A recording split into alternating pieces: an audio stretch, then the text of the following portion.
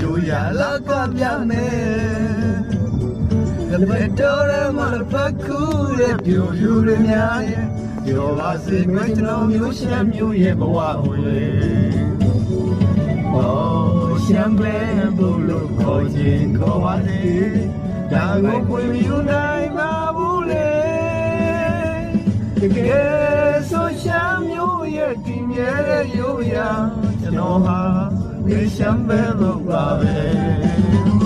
ခင်မင်းနဲ့အားလုံးကို